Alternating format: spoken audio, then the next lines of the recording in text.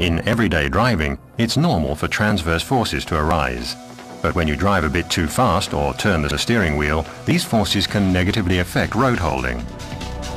But the electronic stability program ESP nips that in the bud by controlling the brakes, if necessary the engine, and if need be the transmission as well.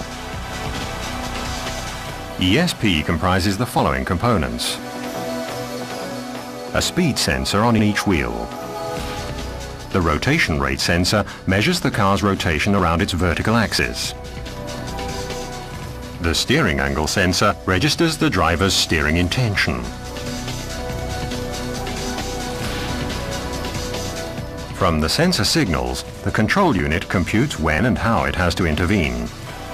The hydraulic unit builds up and reduces the braking pressure in the brakes.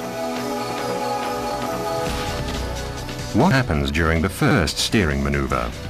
The driver has to swerve quickly to the left. The steering angle sensor transmits this to the ESP control unit.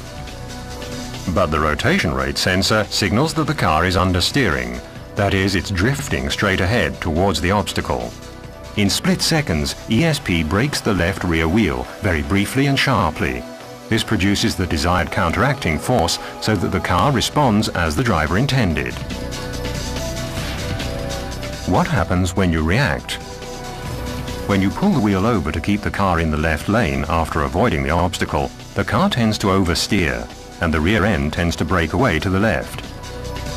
The torque to the right is higher than the driver wants. In this case, ESP brakes the left front wheel. The torque is reduced. Instead of going into a skid, the car stays on course, thanks to ESP.